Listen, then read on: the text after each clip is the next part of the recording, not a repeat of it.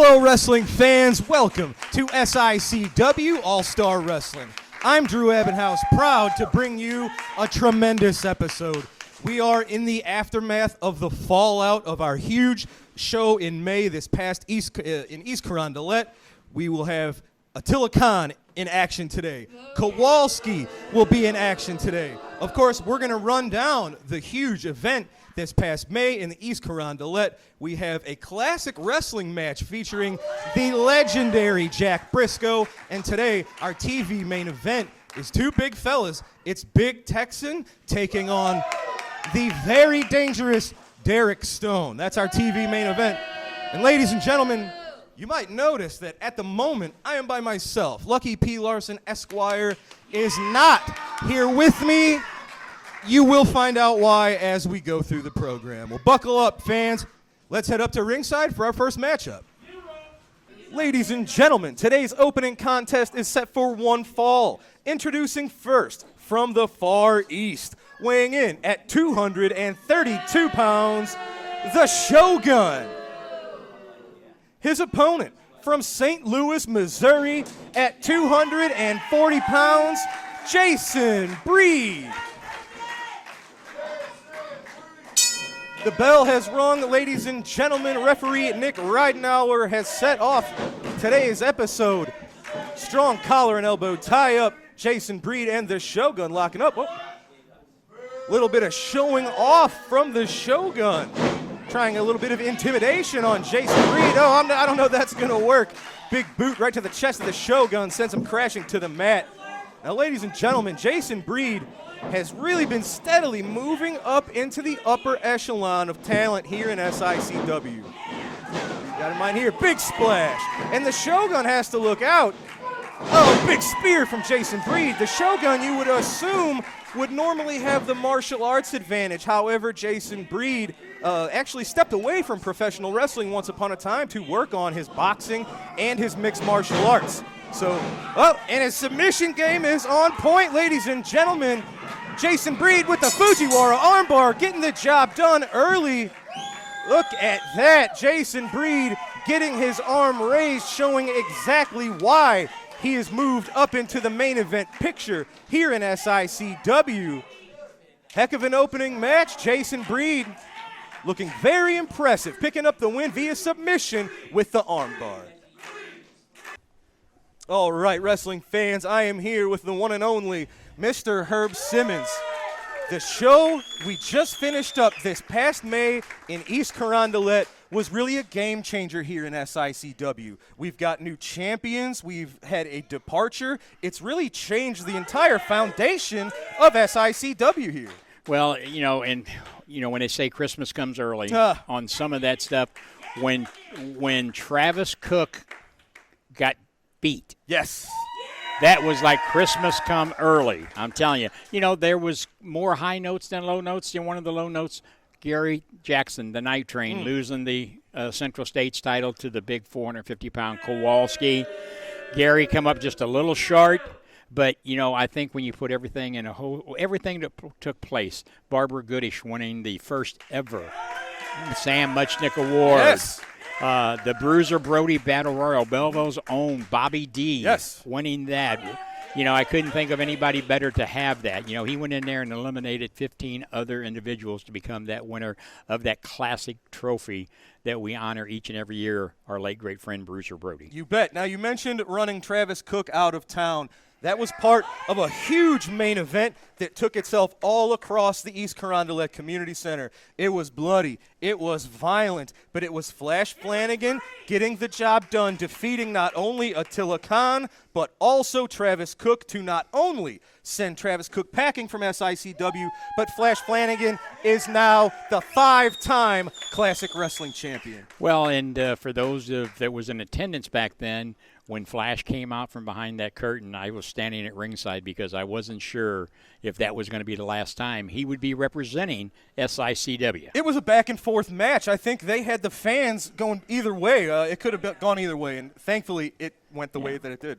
And our good friend, a former champion, Ron Powers, was in the house. Oh, yes. What an exciting, what a statement he made. And here's what Ron Powers said. He says, he's not looking to come back. He's not looking for any more matches. However, he could still stretch everybody in the back. So I think he sent a message to everybody loud and clear. You mentioned the Central States title changing hands.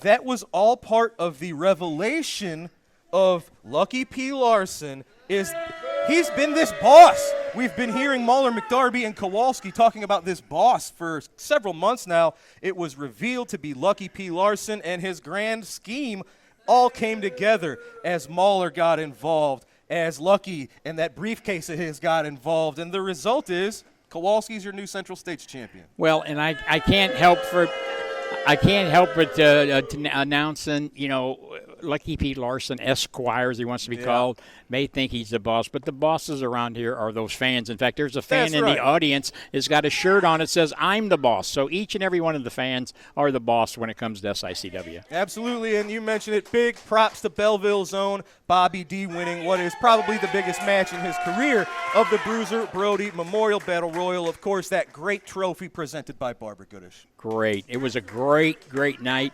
But you know what they say, we go from one show to another, and there's bigger and better things on the horizon. Well, we call him Lucky P. Larson, Esquire, and for this, you can call me Unlucky Drew Abbenhouse, because I'm going to head up to ringside to get words from Lucky and his entourage now. Ladies and gentlemen, we have parted ways with Travis Cook, but it seems we have jumped from the frying pan right into the fire. Lucky P. Larson with our new Central States. The boss, Lucky P. Larson. That's going to take me a minute to get used to, but I'll do my best, boss. Your job, get it right. You're not my boss, pal, but you're here with the man who is the new SICW Central States Heavyweight Champion and a man who helped you enact that plan, Mauler McDarby. Lucky, it's a heck of a group you've established, sir. First of all, don't ever call me unlucky anything. Secondly, Herb Simmons, you got one other thing wrong. Apparently you're more senile than I gave you credit for. This was not one of the low notes last night. This was about the only good thing that happened last night. The culmination of my brilliant plan. This is the Dogtown Underground with the 500, 700, the 2-ton monster, your new Central States champion, Kowalski, and a man, hey, I can talk louder than you all can yell. And the man that is so dirty, Ric Flair learned from him, so technical that Kurt Angle learned from him, Mauler McDarby. And we may just not even be done yet. You never know what I'm going to come up with. Now let me address, very briefly, the ex-champion Night Train Gary Jackson. All we hear about is your rules this, your rules that. Well, let me tell you this. My new rule 1, screw the rules. And that's it. We do what we want when I want. And that's bad news for everybody else at SICW. So you better step in line. Ladies and gentlemen, strong words from the boss, Lucky P. Larson, Esquire, and the Dogtown Underground. Ladies and gentlemen, we've got to take a quick commercial break. When we come back, it is your new Central States champion, Kowalski, in action. We'll be right back. Wrestling fans, are you looking for those vintage toys, those hard-to-find 70s, 80s, and 90s action figures? G.I. Joe, Teenage Mutant Ninja Turtles, Star Wars, Transformers. Look no further than Snyder Toys. They will have what you're looking for. Give Robert Snyder a call at 618-314-3266 for all your vintage toy needs. Wrestling fans, in 1959, Wrestling at the Chase began on TV in St. Louis, Missouri. Now, 63 years later, SICW continues to bring you that same type of action our parents and grandparents grew up on. On Saturday, June 4th, a film called Head Over Heels of Wrestling at the Chase premieres on PBS 9 across the country. SICW was honored to team up with author and film producer Ed Wheatley to be part of this historical film. Now let's take a look at the trailer of that that film that airs on June 4th at 8 p.m. Hello, everybody. Busch Bavarian, America's most refreshing beer, presents Joe Garagiola and Wrestling at the Chase. It has been off the air since 1983. And now, the main event. Yet for many St. Louisans, those four words Wrestling at the Chase, yes, still ring a bell. King Kong Brody, Jane Kaniski, Rip Hawk, Gorgeous George, Bobo Brazil, Dick the Bruiser. It was part opera and part soap opera, full of arm twists and plot twists. Whenever that TV was on, wrestling, we was watching it. Grandpa was beating the sofa, and Grandma was beating the other sofa. Kevin has the claw! I would call it a violent ballet. For almost a quarter century, thousands of St. Louisans had a weekly appointment with their television sets to watch a madcap morality play based on a sport with no season, no scoring, and arguably no sport, since the winners were picked before the matches began. Figure 4 leg lock! It was really the fans who were having their legs pulled. oh boy. But even fans who understood how it worked were willing to wink back because they found themselves hooked by the storyline and drawn to the characters. You get up and you run up to the front, you know, you boo, boo, boo, and like, come on out here, come on out here. There was a Native American wrestler, and he went by the name of Chief Wahoo McDaniel. And at one match, he was wearing a breechcloth, and someone, might have been Ollie Hofstadter, someone in my headphones said, "Oh my God, he's fallen out of his breechcloth." Panic initially was my reaction, I think. I started telling the camera people to go with just tighter shots, head, waist up shots. We reviewed the tape, and we fortunately did not catch any of that wardrobe malfunction on tape, but there was, the audience sure got an eyeful, that's for sure. King Kong Brody! But when you consider everything that happened in the 1960s and 70s, maybe it's just the entertainment that was simpler. Fans are lining up tonight in downtown St. Louis for the WWE's Royal Rumble at the Edward Jones Dome. At its highest level, professional wrestling today is a lot of things, but simple is not one of them. It has become an industry of the mega. Mega stars, mega shows, mega money. Up over the top goes Rocky Johnson and Materno's. But every once in a while, it's worth remembering that it was an evolution, not a revolution, that turned professional wrestling into a multi-billion-dollar industry. If you look at the tapes now, you will still see that energy. I mean, I still look at stuff like that today, and I still get that energy. I get those goosebumps because that was what I grew up on. And that's it. Hope you enjoyed it. Good night, everybody. Do you believe that? This crowd is going nuts! We have a Donnybrook! Ladies and gentlemen, this contest is a non-title match set for one fall. Introducing first, from Carbondale, Illinois, at 225 pounds, David Lee Walker. His opponent is accompanied to the ring by Lucky P. Larson, Esquire, and Mauler McDarby. He is from Milwaukee, Wisconsin, at 467 pounds. He is your new reigning SICW Central States Champion, Kowalski.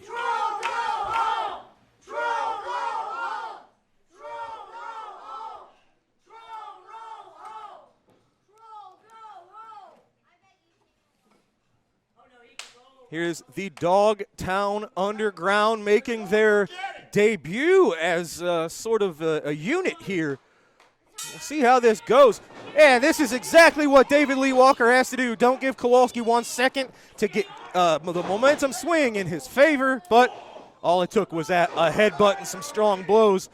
David Lee Walker giving up over 200 pounds in this match. As you saw there, just crashing into the wall, that is Kowalski.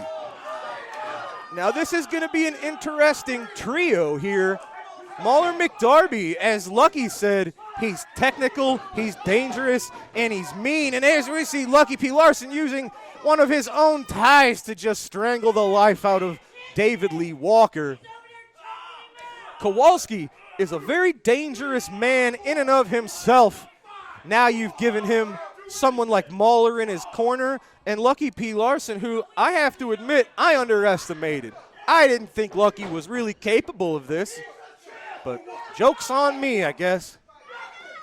Look at this. See, masters of distraction. Kowalski jaw-jacking with the referee. Denny Thomas did not catch the outside interference, but David Lee Walker, he's got no quit in him. Oh, big splash and a clothesline. Oh, but followed up with a bulldog into the center of the ring. Kowalski's got this one right where he wants it. This is going to be a hard man to get this Central States title off of if he's able to stay on the top of his game as well as utilize his newfound allies in the Dogtown Underground. And I got to give these guys credit. I hate to do it. Oh, David Lee ducks the clothesline, goes for a cross body block, maybe ill-advised. Oh, big slam, setting David right up in the corner. We've seen this Kowalski bomb, this devastating K-bomb.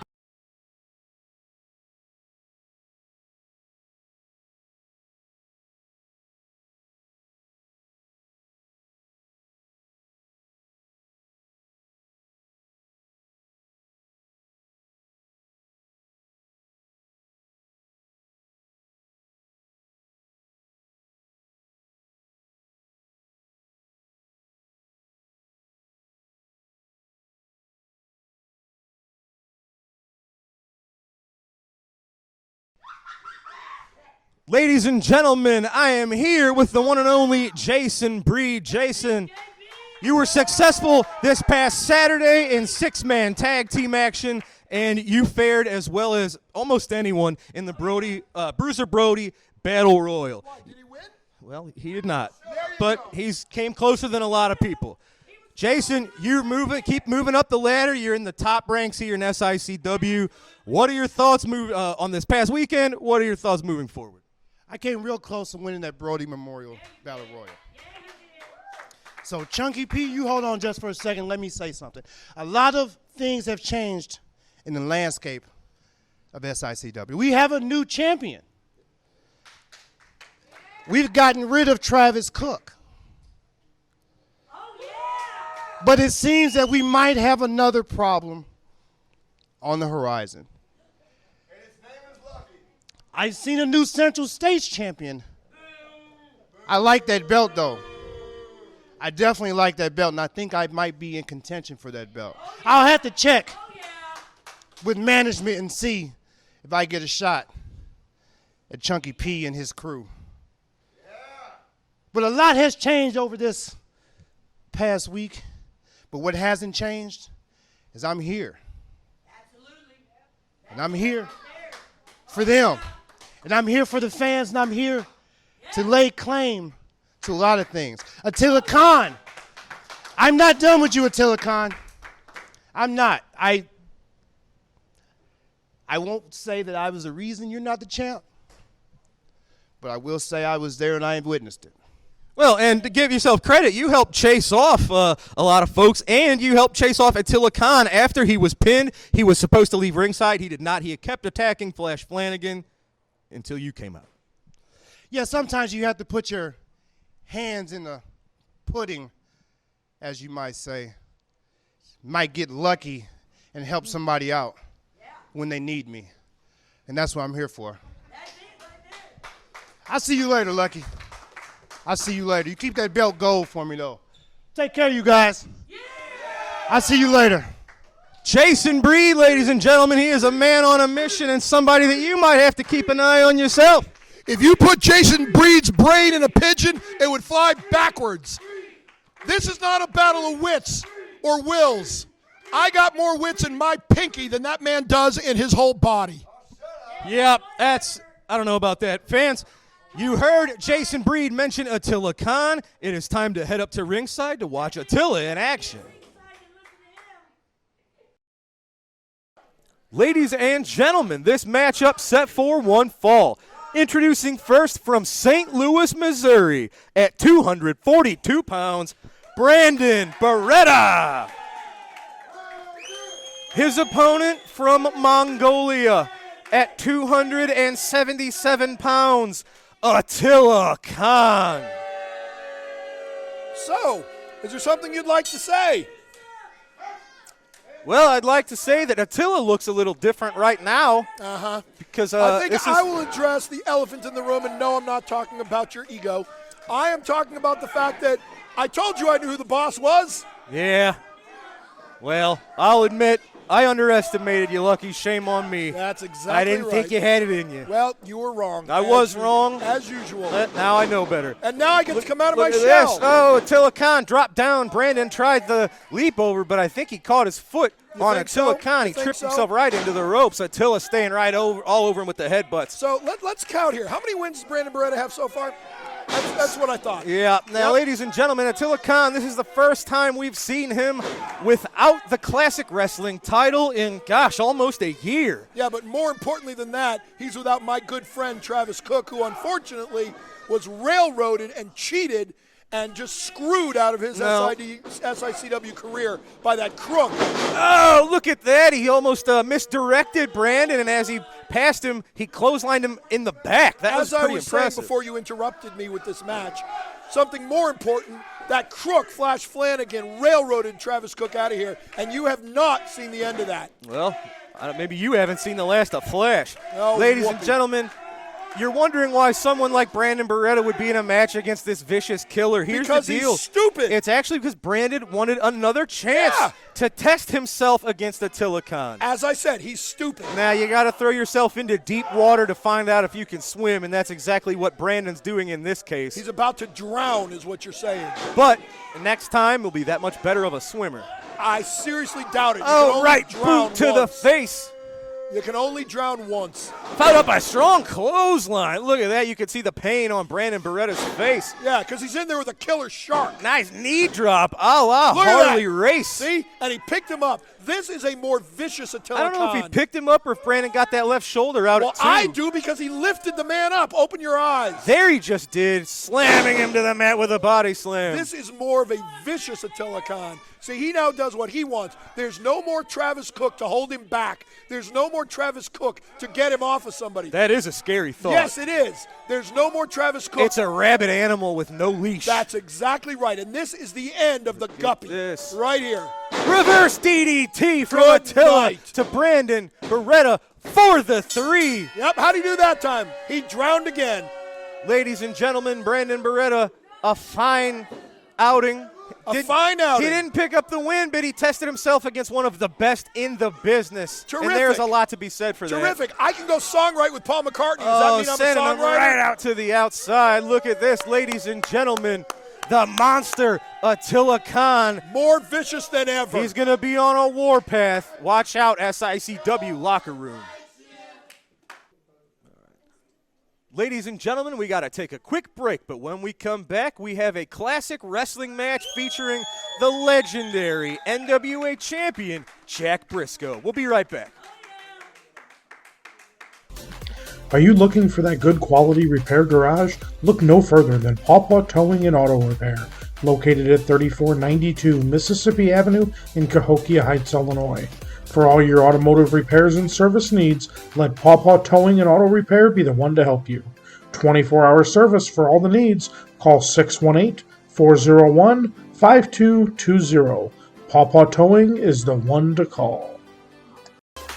Lincoln Place Pawn in Fairview Heights will take care of all of your cash, loan, and pawn shop needs. They deal in gold, jewelry, guns, tools, and much, much more.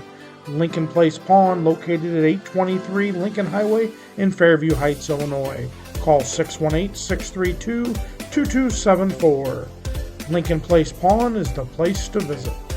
All right, ladies and gentlemen, it is time for our weekly trip back in time to the Wrestling at the Chase. We're going to take a look at one of the greatest NWA champions of all time, extremely popular here in St. Louis. Lucky P. Larson? Everywhere around the world. It is not Lucky P. Larson. It is the one and only Jack Briscoe. And in this match, Jack Briscoe will be taking on Bill Irwin, who was later known as a long rider in a team with his brother Scott. And played the Goon, if you remember the hockey player in WWF. But this is before all of that. So let's go to that now. Bill Irwin versus Jack Briscoe. A time limit from Blackwell, Oklahoma, weighing 232 pounds, the former heavyweight champion of the world, Jack Briscoe. His opponent from Minnesota, weighing 245 pounds, Bill Irwin. The site is Tampa, Florida, and it's Jack Briscoe against Bill Irwin. Briscoe giving away some size to Irwin. The former NCAA champion, Jack Briscoe, comes to grips with Irwin. Nice arm drag by Briscoe, flings Bill Irwin to the mat. Again, they tie up on a second arm drag by Briscoe. Irwin charges, Briscoe's waiting again. Quickness was always one of the strengths of Jack Briscoe, and it still is. Don't forget, Briscoe was one of the younger world heavyweight champions ever when he dethroned Harley Race back in 1973 in Houston, Texas. Jack was truly a brilliant world heavyweight champion, and he's right at the top of the list right now, chasing Dusty Rhodes in the gold belt. And, of course, what happens when Briscoe and Ken Patera square off in that Texas death match, that could well determine who's going to get cracks at major titles. A lot at stake when Briscoe and Patera go at it in a Texas death match. Anything goes. Falls don't count.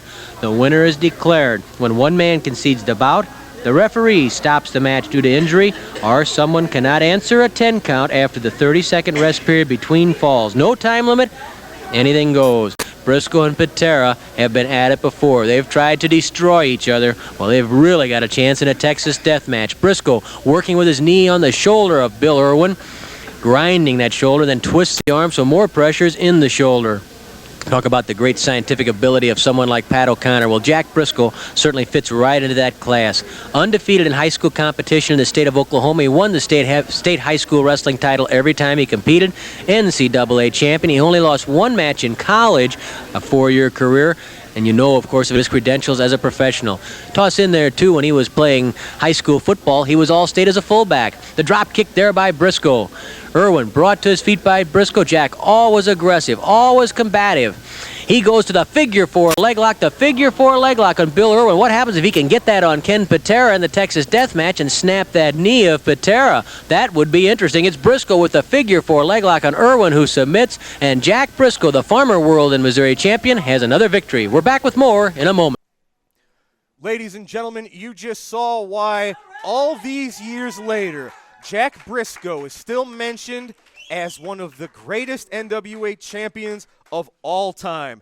In this occasion, he showed his technical expertise as he got the job done against Bill Irwin. I would have led him to more success. How is that even possible? Well, he lost eventually, didn't he? If I managed him, he would have never lost. All right.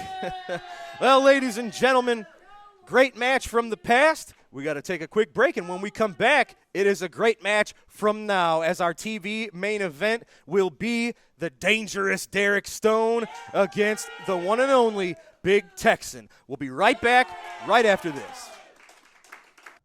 Wrestling superstar Bobby D now has his own line of apparel and his own online wrestling merchandise store. Visit www.bobbydwrestling.com for all of the great wrestling memorabilia from Belleville's own Bobby D.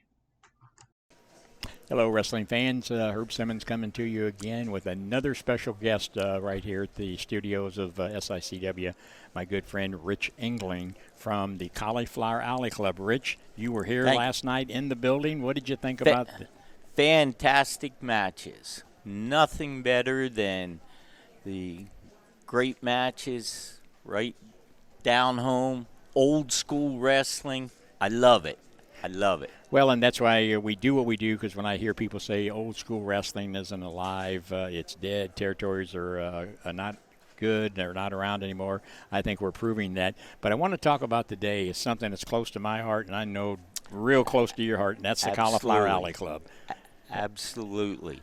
Cauliflower Alley Club, for those in the business or just absolute wrestling fans, you must. It's so important to become a member of the Cauliflower Alley Club. We're a nonprofit 501c3 organization, and our primary goal is to help our brothers and sisters in the wrestling industry, as well as up-and-coming wrestling wannabes. Superstars, as I call them. Yeah, absolutely, superstars. We've also given to wrestling organizations scholarships, and we are all about helping those in the industry. Well, and some of the things that the Cauliflower Alley Club has done, they've helped people who's fallen on hard times that's in the business, whether it be a wrestler, a referee, an announcer, promoter. If they fall on those hard times, the Cauliflower Alley Club is there to help them. And you can do so by becoming that member for a small membership fee. Currently, it's $25 a year. $25. If you want to become a lifetime member, it's currently $300 a year. And we are saying, and we're going to be putting up the website here on our program, because you want to get that, because later on this year, those fees are probably going to go up like everything else has. Yes, absolutely. We have not raised the rates in many years. We're in our 56th year. Each year, we have a reunion currently held in Las Vegas. Everybody loves Las Vegas. So, again, it's so important. You cannot say that you're a true wrestling fan unless you become a member of the Cauliflower Alley Club. Last night, it was great watching how many people raised their hand. Yes, I'm a true wrestling fan, but unfortunately, a lot of those hands went down when I said how many are Cauliflower Alley Club members. Yeah, and the good news is he signed up some new members last night, and we're going to continue to do that. Absolutely. So fans, you got to stay tuned right here to SICW All-Star Wrestling, because you're going to be seeing it go across your screen where you become a member of the historical Cauliflower Alley Club, and that's going to be right here on SICW All-Star Championship Wrestling. Rich, I appreciate you being there. Absolutely. Thank you. It's an honor and a privilege. And this is the best in old school wrestling. Come on out. Very good. Thank you. Thanks. We'll be right back. Ladies and gentlemen, it is your TV main event set for one fall. First, from Cairo, Egypt, weighing 116 kilos, accompanied to the ring by Malice Mayhem. And he is Derek Stone. Again, you forgot the most important thing. You're obsessed with the dog Burrito, by the way. We are welcoming Burrito also in Derek Stone's corner. Exactly. Their opponent from Gun Barrel, Texas, at 386 pounds, the Big Texan. So now he's from Gun Barrel, Texas, not just Texas. He moves around. We found out where he's from. You're thinking of Waco. No, I'm well aware of Waco. You know who I want to know where they're from? Referee Danny Thomas calling for the bell. You know, where's Bobby D from? Right here. Where? Belleville, Illinois. You got it. Look at this. How's that for a strong collar and elbow tie-up, ladies and gentlemen? You know, you didn't comment on the lovely yellow attire he's back in today. Well, that's more your cup of tea, I suppose. This is good stuff. We can't say that this is a number one contenders match, but we have a brand new classic champion in Flash Flanagan, and that's shaking up the rankings. Yeah, more importantly, you have a brand new Central States heavyweight champion, and I do mean heavyweight champion in the 3,000-pound Kowalski. There it is. Look at this. It is the Big Texan with the weight and possibly the strength advantage over Derek Stone. I'm going to have a prediction here. You ready for this? Sure. The bald guy's going to win. Safe bet. See, I'm right again, aren't I? Derek Stone has held titles all across the world, ladies and gentlemen, and the Big Texan has been on a very impressive winning streak, utilizing the lariat to deadly efficiency. So what you're saying is all you got to do is eliminate the lariat, and he's nothing. He's a one-trick pony. Well, I think that whenever you take the main arsenal out of anybody's, the main weapon out of anyone's arsenal, that would certainly affect their game plan. See, that's why you can't do that to me, because I don't only have one main weapon. Right now, I got two of them. But as I was saying, you would have to think the winner of this match would set themselves up to be in a really good spot for a possible championship match with the new champion. Well, I would say that anybody who wins a match here at SICW is only going to move up in the rankings. I think that stands to reason. Even these stupid, dumb, hillbilly, redneck yahoos can figure that out. Yes. See, I'm glad to know you agree with me Now, on Derek that. Stone is very unpredictable and dangerous. That is exactly what he is going to have to rely on to stay one step ahead of the Big Texan. He's outsmarting him. That's not very difficult for someone like the Big Texan. You know he's going to hear that. Oh, look at that. Texan with a unique way of bringing Derek Stone back into the ring. If the Big Texan has a problem with me, he's going to have to go through both Marlon McDarby and Kowalski to get to me. I bet he'd be up for that challenge. I bet he'd be down real fast. Out at 2 is Derek Stone. He couldn't even hold him down. Look at that. He can't beat this man. Look at that. Big shoulder blocks to Derek Stone. Yeah, but Derek Stone's got two advantages here. Not only does he have the gorgeous Miss Malice Mayhem out here, but he's got Burrito. You don't even mention Burrito. If it weren't for me, Burrito would get no airtime at all. I don't know what effect that has on the match. Well, that shows how little you know. I Burrito suppose. could jump in there and nip at his heels. I guess it would disarm you seeing a cute puppy and then setting himself up for We're talking about the dog here. Okay. Derek Stone, he's got the Big Texan right where he wants him, delivering those stomps right to the chest. Yes, he's right where he wants him, laying flat on the back, counting the lights. Absolutely. Malice Mayhem watching her man in great admiration. You know, I would like to point out that you were right about one thing, though. Yes? I'll give you credit. Thank you. You're welcome. You said the boss. I don't want to agree to something. You said the boss was smart, brilliant, rich, knew all about wrestling, and was an immensely talented strategist. And you were right. Well, we all make mistakes. Uh-huh. Derek Stone was just ripping at the face of the Big Texan. I believe it was him we recently saw use those double fish hooks to great success. Yeah, that's a real technical wrestling move, isn't it? Well, it'll give you a lot of pain. That's what that Well, so a gunshot doesn't mean it's legal. Right again, No, look Lucky. at this. You never see that. Just sort of, You just did. You just saw it. So you can't say you never see it because you just saw it. Thank you. You're welcome. Look at this. All over him. Eye rakes.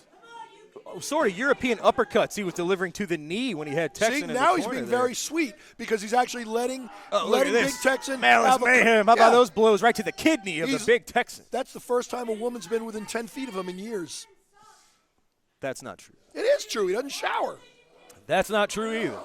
Are you calling me a liar? About that, I'm telling you, you're walking a very thin line there, Baldy. as I say, you're bald too. No, I'm not. I'm balding. There's a difference. 2, Denny Thomas 3, 4. telling See, Derek and he let Stone go to at let 4 go. and 7/8. Nothing I don't wrong know with that. exactly what happened. I see there's a little bit of blood on the nose of Derek Stone. Look at that. Did you see that? The Big Texan was trying to take advantage of Malice Mayhem right there. Did you see that? No, that's not what I saw, but there was certainly an interaction between the two of them. Yeah, see, the Big Texan's asking her out on a date. Can Derek Stone get Tex? Oh, man, that was ambitious. Well, that was a mistake is He what just that was. crashed right back, Texan right on him. That was impressive to get out of there. Derek Stone's a strong man in and of himself. But there's a right hand right to the bread basket. He's pulling his hair. Did you see that? He pulled his hair. You said He's that- doing it again. How do you do that to a bald person? Well, he's still got facial hair, doesn't he? That's right. See? You got nothing to say because you know I'm right. Oh, what's Tex looking for? A choke He's slam. pulling the tights, too. You gonna tell me you didn't see that? Derek Stone fought off that choke slam attempt. Oh, but ran right into that deadly lariat. I think it's over. Can that do it to Derek Stone? I can't believe it. Yes, it can. Wow. We haven't seen Derek Stone take a loss at all here other than disqualifications here in SICW. Well, now I you tell have. you what, The Big Texan putting a big exclamation point on his winning streak, using the lariat to great success. The Big Texan victorious over Derek Stone with the lariat. All it proves once again is he is a one-trick pony. You take away the lariat, you take away his offense. All right, ladies and gentlemen, thanks for joining us for another tremendous action-packed episode of SICW All-Star Wrestling. We saw Jason Breed picking up a submission victory over the Shogun with that Fujiwara armbar. Very impressive. And let me point out the winner of the next match we had on SICW. Yes, sir. It was the first appearance since winning the title of the new Central States champion, your man Kowalski. The 10,000-pound monster Kowalski with Mahler McDarby, the boss Lucky P. Larson, the Dogtown Underground, whether these stupid yahoos like it or not. Well, Kowalski victorious over David Lee Walker. We saw Attila Khan pick up a win over a very game Brandon Beretta. Brandon Beretta is getting better each and every time he gets in the ring, but this time the experience and the viciousness of a retooled Attila Khan was too much for Brandon to handle. That's about the only thing you got right, is that Attila Khan is more vicious and more brutal than ever. This was the biggest mistake these people ever made, railroading unfairly, unjustly, unrichly my good friend, the kind servant to the people, Travis Cook, out of here, because now there's nobody to tame Attila Khan. And these people are just so disrespectful. I'm going to take care of them one of these days. Are you done? You done? No, I'm not done. I'll tell you one other thing. Yeah. Okay. I'm in charge around here now. You can say something. Yeah, it was Jack Briscoe picking up a win over Bill Irwin. And in our main event, we just saw it. One of the more impressive victories in recent history for the Big Texan. Clean pinfall win with that lariat over the deadly, the dangerous Derek Stone. And Burrito and Malice Mayhem. You got it. Well, ladies and gentlemen, you've seen it. The puzzle pieces of SICW have been rearranged. It is a whole different landscape moving forward. Ladies and gentlemen, thank you so much for joining us tonight. For the boss, Lucky P. Larson, Esquire, I'm Drew Abbenhouse. We'll see you next week, fans, right here on SICW All-Star Wrestling.